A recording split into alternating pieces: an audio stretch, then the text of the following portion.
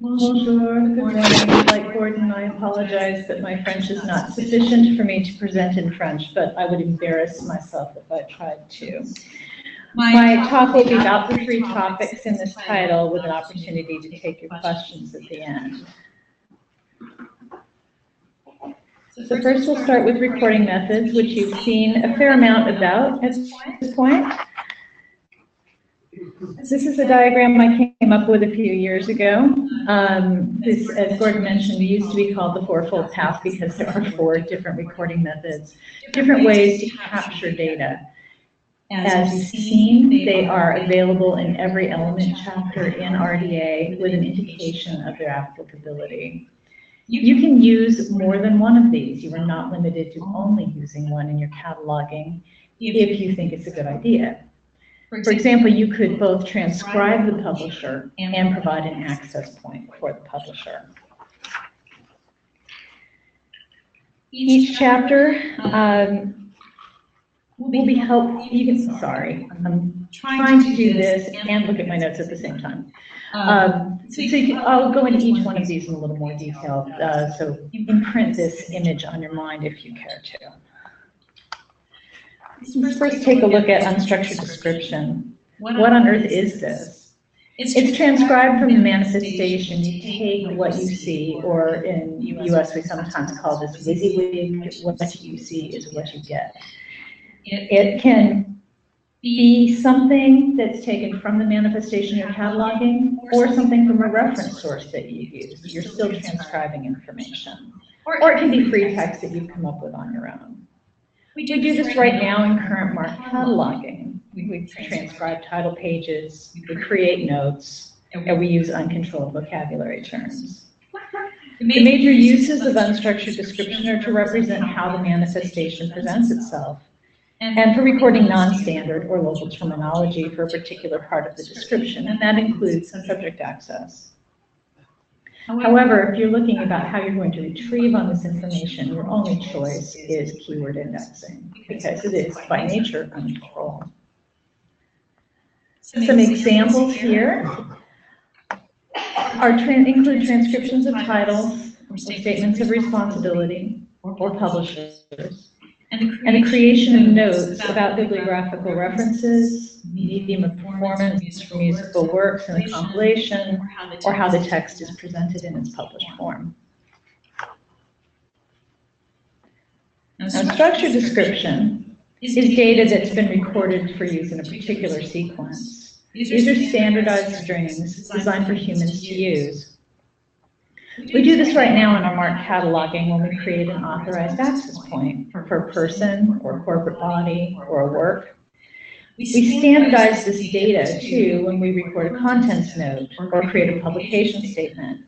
Sometimes in these cases, we're taking uncontrolled data and putting it in a particular structure. If I create a publication statement, I'm grabbing information from the manifestation. This is how the place is presented, this is how the publisher is presented, but I'm putting it in a particular order.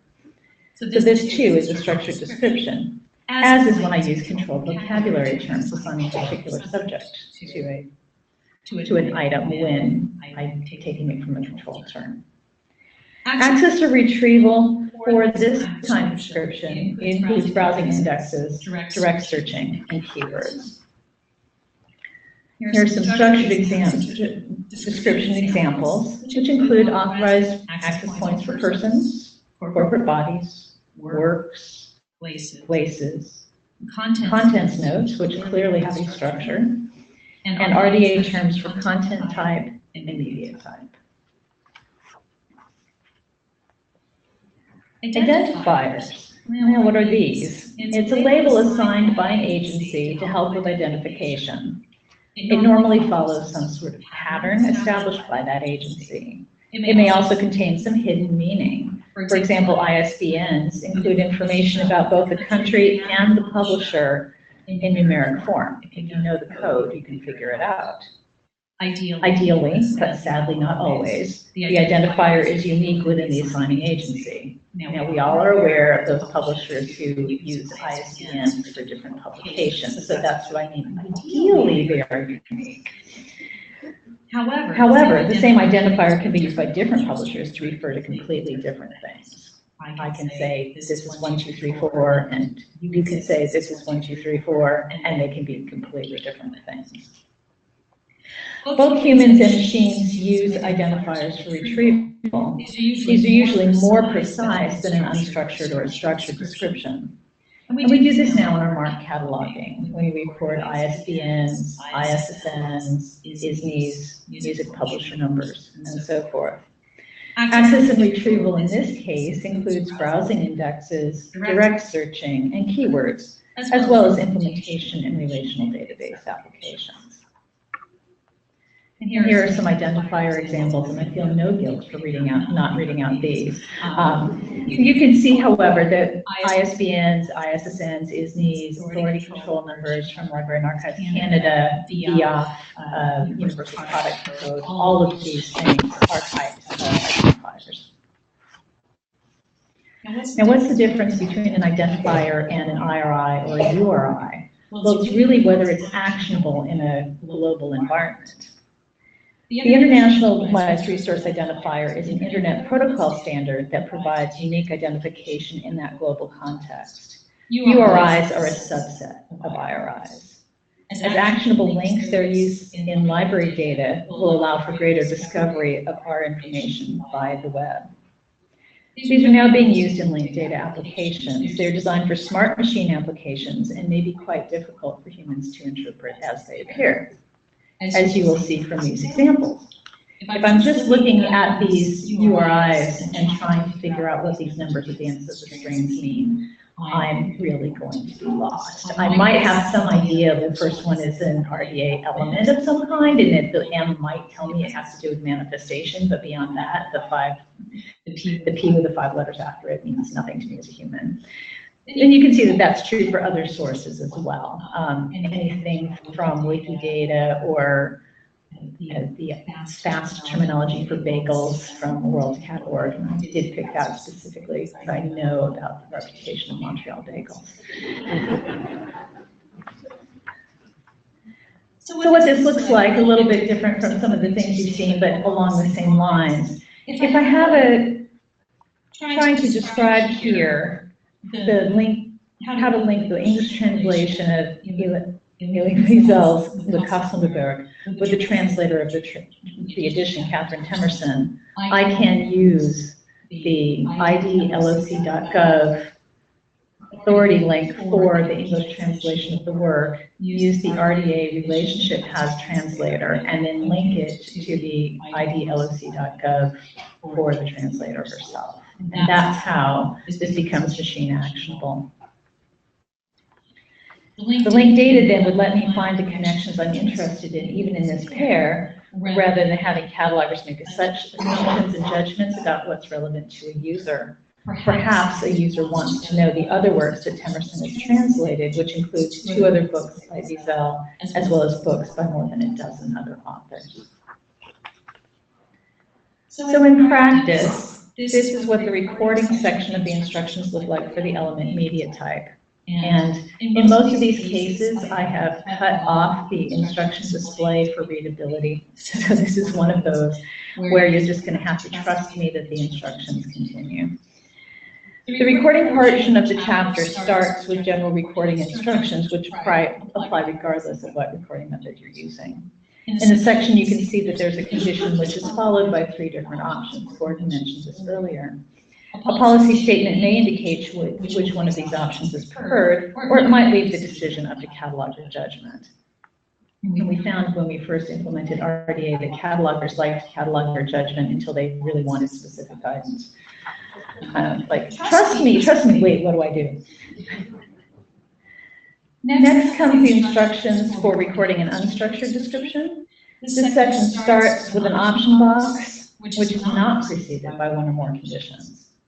And then that box is followed by 2 different pairs, trust me, of condition option statements. Only the first of those fits on the slide. The unseen condition option pair reads, condition, a media type cannot be readily ascertained, and the option sets it to record unspecified. The final paragraph in this section, which is also omitted from the slide, is a reference to the general guidance for recording an unstructured description. This is then followed by the section on recording structured description, and this too is longer than what would fit on the slide. However, the only part that's missing are a few navigational paragraphs at the end, which you'll see the equivalents on the next slide. This is a list of controlled terms from the RDA vocabulary encoding scheme for RDA media type. In the toolkit, you will be able to click on each one of these terms, as Danielle showed you, for a pop-up definition without having to navigate away from the page. Notice that this option allows the cataloger to record a term from a different scheme if desired. And I don't know, I think you can probably read that. If not, you can just trust me. The instructions for recording an identifier allow us to use that notation for a vocabulary scheme rather than the term itself. Remember that this type of identifier is not actionable for linked data. So it's still using that RDA vocabulary encoding scheme, but instead of using a term, it's using an identifier, basically an alphanumeric string. And finally, the IRI instructions, again, is tied to that RDA vocabulary for this element, but in this case, it is actionable. And notice this too includes the option to record an IRI for a different term if that's what you need. So to review, there's a different way to look at these different recording methods for Montreal and some examples of how this could be represented. I could transcribe it from the manifestation. I could use the structured form in the Library of Congress Authority file, which includes the qualifier. I could take the identifying number from the Getty Thesaurus of geographic names. I can use the authority file control number from LC-NACO. I can use the DBpedia URI or the GeoNames URI. All of these refer to Montreal. And obviously, in some cases, they're more helpful to our end users than others. For display, the DBpedia and the GeoNames ones are not going to be useful, but in a linked data environment, when they can display out in the language that is useful to our users and then allow actions to be taken. Well, what else does this tell me? What else can I find out about Montreal by following this link? So that wraps up recording methods. Let's move on to transcription. RDA is presenting now two transcription sets of instructions, and they're in a separate section rather than appearing in the general guidelines for manifestations and items where you'll find them in the current toolkit.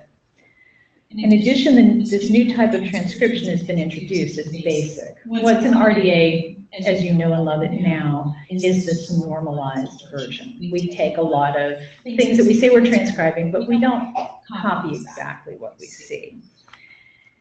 But basic would be more along the catalog lines of capturing exactly what we see. It could almost be the equivalent of taking a picture with your iPhone and saying here's the title page, image, that's transcription. But we're not going to mandate that that's what you do. These two recording options are available to you for different reasons and different purposes. If your institution still wants to use the normalized transcription and you're doing a lot of custom cataloging, that's perfectly fine. But if basic makes more sense because of what you're doing and how you're doing it and the level of staff you're devoting to that, that is also RDA compliant with this. Now, the normalized transcription includes instructions about what to do with missing diacritical marks, applying capitalization practices, and when to provide spaces between initials. However, in most cases, this doesn't affect retrieval, searching, or comprehensibility of our data. Let's take a look at a difference between normalized and basic transcription. I've done my best to avoid mark conventions in this, but those of you who are fluent in mark, I'm sure can apply the necessary tagging in your heads. Notice that there's one capitalized word in the title after the initial article, and I've closed up the space between the author's initials as presented in the original title page. I've also omitted the specific details of Mr. Allen's affiliation with the British Library of Political and Economic Science without any indication to you, my users, that I've omitted anything. It's just that really fine print who really cares. Well, I'm sure Mr. Allen cares, but I don't know about anybody else. So that's what I've come up with in a normalized transcription. This is what I do right now when I catalog and mark. A basic transcription, however, is much more of a take what you see approach. Although I've not preserved the line spacing in the title, there is no break between of and European in this case. I've kept the spacing between the author's initials as presented, and I've included the mark of omission to indicate that I've left something out. In this example, I've also not separated London and New York into separate entities and entry fields the way I did before. Also, notice that I've kept the capitalization exactly as I found it. With either of these transcription choices, as I mentioned before, users should be able to properly identify this manifestation and determine if this is what they're looking for. And my retrieval in my local system shouldn't be affected by either of these. That's the ideal anyway. Moving on to manifestation statements. Manifestation statements are a new concept for RDA. The definition is based on the IFLA library reference model. The RDA definition reads, a statement appearing in a manifestation and deemed to be significant for users to understand how a manifestation represents itself. A manifestation statement follows the principle of representation because it's transcribed from the manifestation using either the basic or the normalized transcription methods I just mentioned. As such, it supports the identified user task. This is an element with 13 element subtypes. However, those subtypes are not as granular as the other more traditional manifestation elements you're familiar with. What do I mean by that? Well, here are the 13 element subtypes for a manifestation statement. Each term starts with the word manifestation, so it cannot be easily confused with the pre-existing manifestation elements. Notice the last one of these, manifestation title and responsibility statement. This is one of those examples of less granularity I was meaning. Because in these, we're actually going to take the title and statement of responsibility and make no distinction between which part is which. Just take everything as you see and call it a title and responsibility statement. The same concept also applies to other things like the manifestation publication statement. I would just take the publication information as it appears and not try to break out the differences between place and publisher and date. And this means that this information is not going to appear in a standardized order. That's okay, because if you care about those access things, you will find other ways to capture that in some more controlled way to make it actionable in your catalog, either through browse indexes or access points or identifiers. So why even worry about these manifestation statements anyway? What are they useful for? There are several possibilities that occur to me.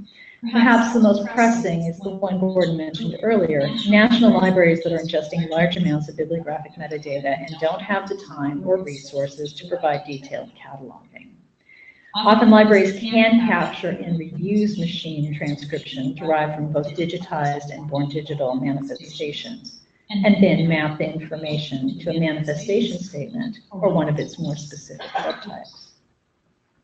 Libraries could also choose to use manifestation statements in specific situations in order to help users find what would otherwise be a part of their hidden collections. At least that's what we call it in my library. So all the backlogs of things that we have, that we know we have, but we haven't been able to put in the catalog so anybody knows that we have them.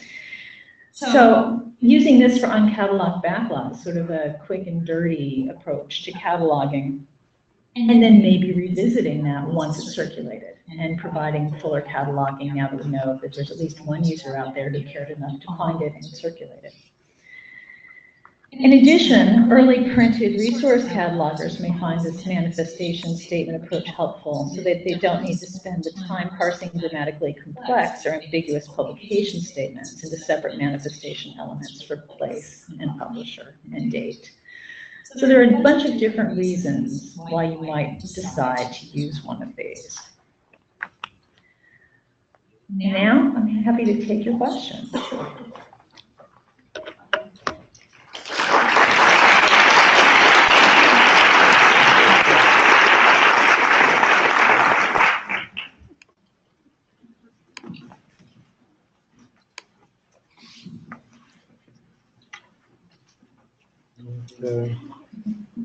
Sentez-vous à l'aise de me poser des questions. C'est quand même des concepts là, qui vont être nouveaux.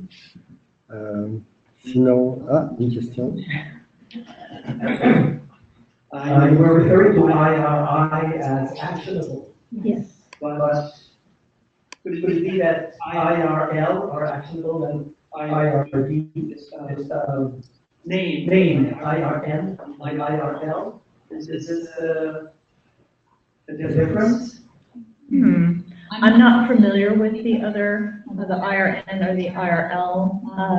I'm looking, staring at Gordon, who knows more about the business data than I do. It's a difference between locator and name. And identifier can be either. My understanding was that only the locator is being actionable, or need to be actionable, but it's my question, so maybe I'm mistaken, but. I don't think you're misstating. My understanding is that the IRI, the identifier, is, as you said, at the top of, it is the highest thing. And my understanding is that the IRI, then we've intentionally chosen the IRI to represent everything that goes underneath it, and it should all be actionable in a linked data and global context. Okay, my understanding was that if it's a name, it's not necessarily actionable, although it's desirable that it be, but it's not be. We will, thank you for bringing that up. We'll have to look into it more closely.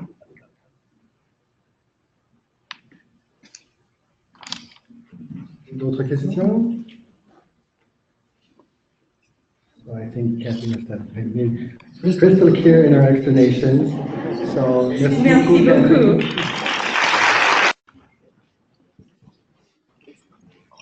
Merci beaucoup.